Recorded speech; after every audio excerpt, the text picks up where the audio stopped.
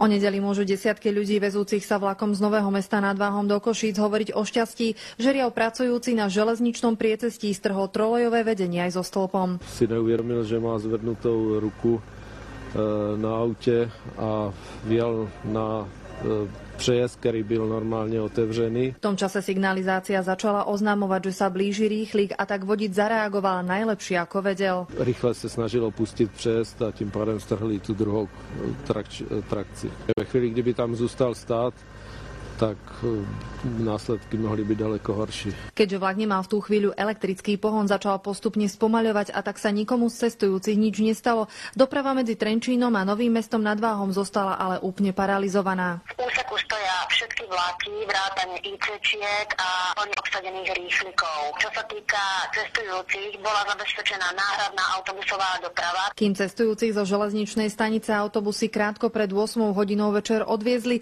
tí, ktorí sedeli vo vlaku, pred ktorým padlo trolejové vedenie, zostali v rýchliku uväznení a nevedeli, ako budú pokračovať ďalej. Asi 2 hodiny tu čakáme vo vlaku a teraz sme si našli dopravu aspoň do Trenčína. Snažíme sa nejako vybaviť vlastné odvozy, lebo to by nemal asi význam ani čakať tu. Tu majú odtiahnuť do Nového Mesta a potom autobusy do Trenčína a ďalej z Trenčína nevieme. Jednu koľaj by mali spojazniť ešte počas nedeľňajšej noci, druhú budú opravovať aj v pondelok a tak sa cestujúci musia pripraviť na menšie zdržanie. Katarína Naďová, TA3.